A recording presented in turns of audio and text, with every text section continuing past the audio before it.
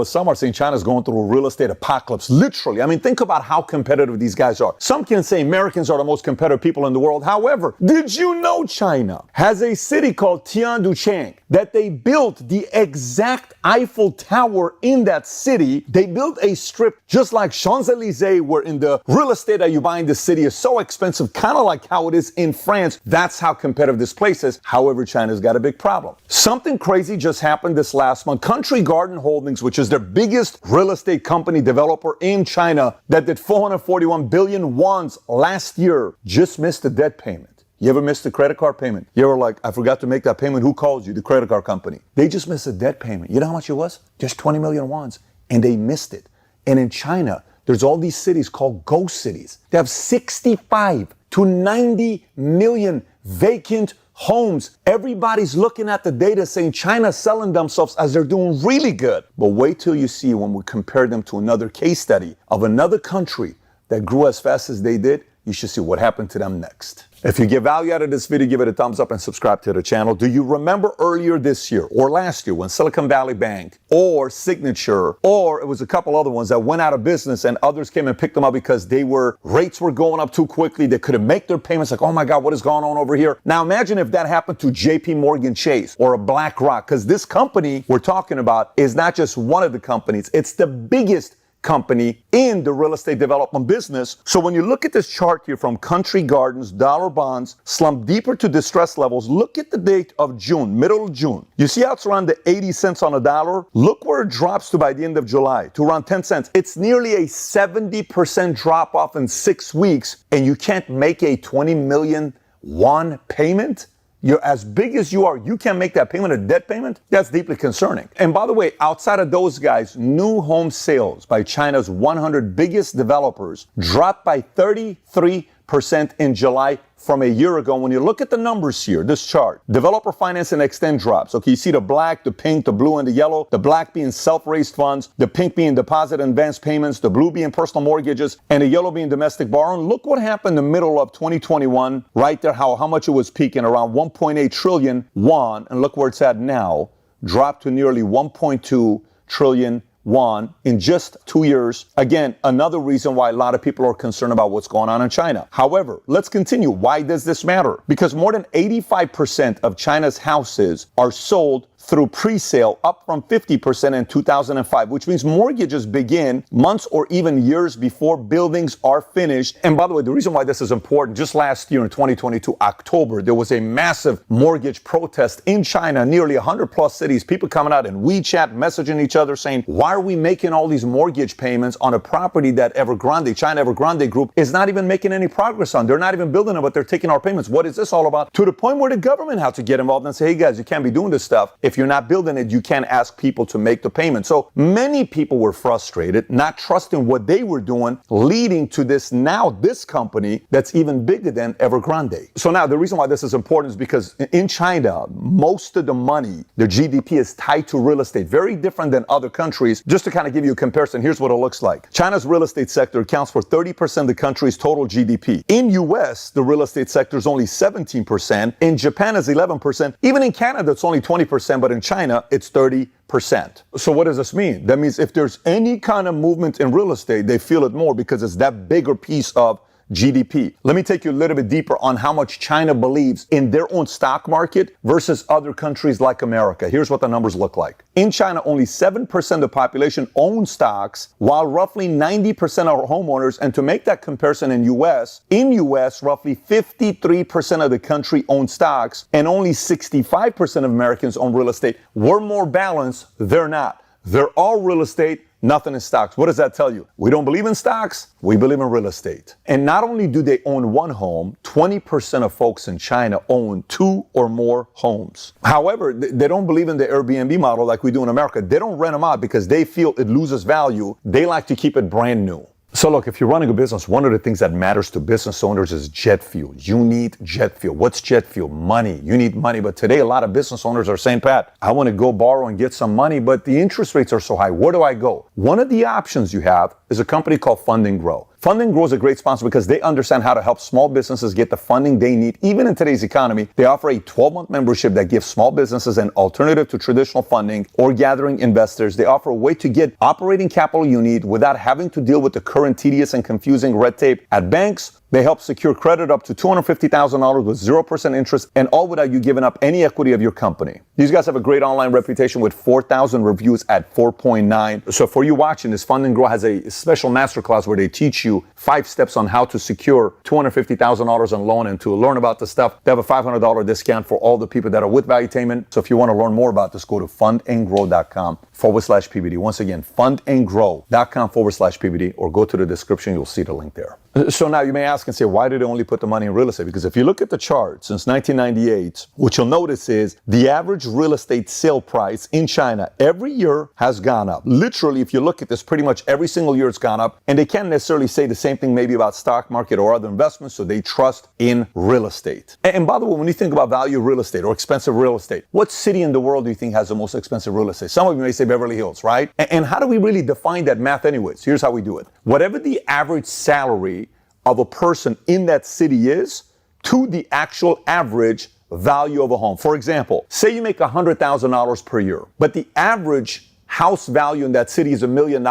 That's 10 times. Make sense? Look at the most expensive real estate in the world, comparing it to the average income of that city. Let me just show you this chart. Hopefully this will make sense to you. When you look at this, look who you have all the way at the top, Beijing. Meaning the average home there is 48 times the average salary of the city. That means most people cannot afford to buy a house in Beijing. Same with Shanghai, same with Hong Kong or Shenzhen. And then it goes to London, but look how much of a drop off London is. It goes from 40, drops to 22. Then you got Bangkok, Sao Paulo, Rome, Moscow, Seoul, Paris, Munich, Tokyo. Then you get to New York, which is roughly 12. And the same is with San Francisco. So as much as we talk about how expensive real estate is in San Francisco and New York, it's almost 4 times more expensive in Beijing, Shanghai, Hong Kong, or Shenzhen. Now, keep in mind, that's all money. You may say, well, you got to figure out a way to make more money or move to a smaller city. Totally get it. But there's other kind of pressure there as well. One of them being social pressure. In China, because of the one-child policy that they had, there's 33.59 million more men than women in China in 2016. There's the mother-in-law economy that they talk about, which means what? Social pressure for men to go and ask someone's hand for marriage. Hey, I'd like to marry your daughter.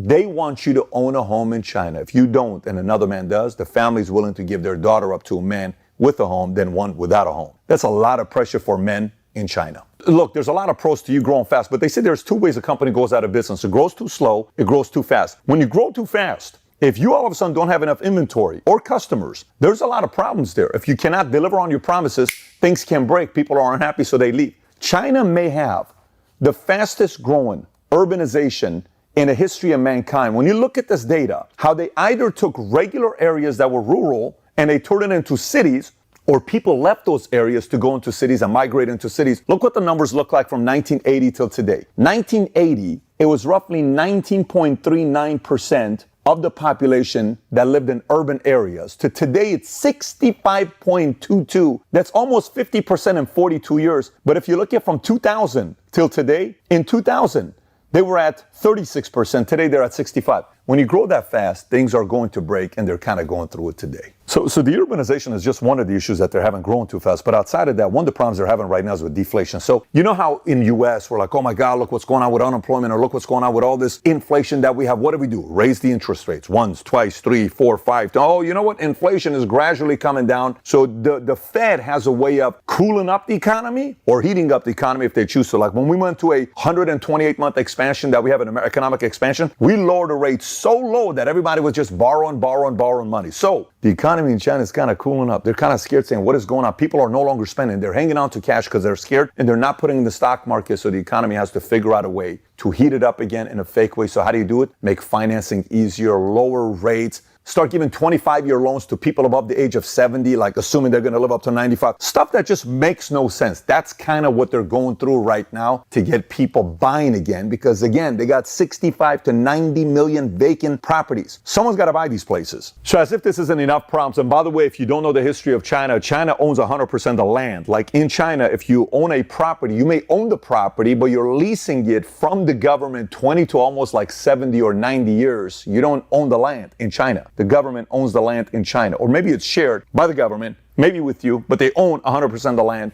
in China. Kind of weird, but that's what socialism and communism does. However, the bigger problem they're facing right now is the unemployment amongst the youth. They have around 140 million folks between the ages of 15 to 24 years old. And look what their unemployment looks like. If you look at this chart from 2003 till now, it shows it goes from 9.61 to 13.16. But if you continue, look how high that thing goes in China, all the way up to 21% of kids and some young adults that cannot get a job right now. 21%, obviously, that's also very problematic, because if you can't get your youth working, what are they going to be doing? So obviously, you know, if you don't follow the story in China, you may be thinking, oh my God, China's crushing it. They're going to be passing up America very soon, all this stuff. We've all said it, right? That we fell for that. This is what's going to be taking place. Again, there's two reasons why companies go out of business. You either grow too fast, you grow too slow. In this instance, they're growing way too fast, and another country went through it. So the deflation cycle that they're going through causes a few things. One, consumption goes down. People don't want to spend money, they want to save money. Number two, businesses cut prices. Consumers expect for prices to go down, so they hold off with purchases. Businesses lay off employees, and obviously all of this adds up. And the other country that went through this years ago was Japan.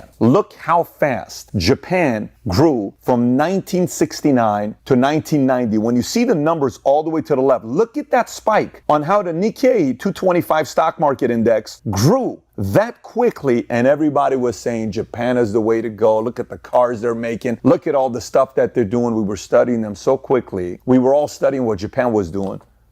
All of a sudden, look at the drop from the peak of 1990. Today's 2023, and they haven't even gotten close to the numbers they had in 1990. That's 33 years ago. China fears the same exact thing that happened to Japan is about to happen to them. So what is all this mess leading up to? Is it like, oh, we're the only ones that knows that this is taking place? Let me just say what millionaires and billionaires are doing in China right now. Here's an article from CNBC. China to see the world's biggest millionaire exodus this year. New study shows. This is from a month ago, 2 months ago. Data shows that 10,800 high net worth individuals migrated out of China in 2022, and they're expecting another 13,500. And outside of this article, a Reuters article just came out with this, saying China's super rich population drops as tech crackdown, global factors hurt wealth. Look at the numbers with China.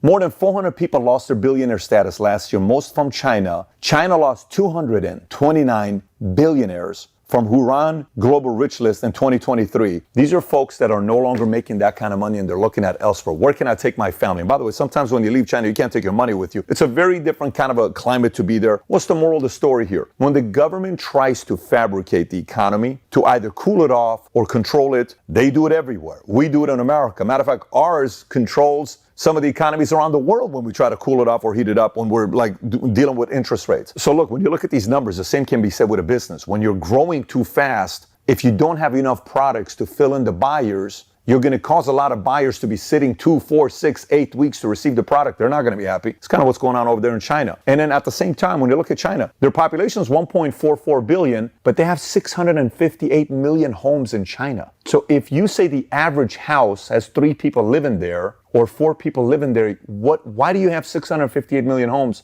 when you only have 1.4? It seems like a big number, but it's not a big. You have way too many empty places. Why produce products and places to live when you don't have enough people to want to buy? This is all fake economy. This is the fake success that we experience in America, where a lot of people made a lot of money. They bought all the fancy stuff, and then boom, it disappeared. On a larger scale, China's going through it right now. We're going to see how they handle this. We're going to see what decisions they make politically. Do they get involved? Do they kind of stay out of it? Knowing their philosophy, how it is, they feel they want to control everything. They don't want anything to get out of their hands. But does this also mean they're already a net negative migration? Is that going to skyrocket with people leaving? Who knows?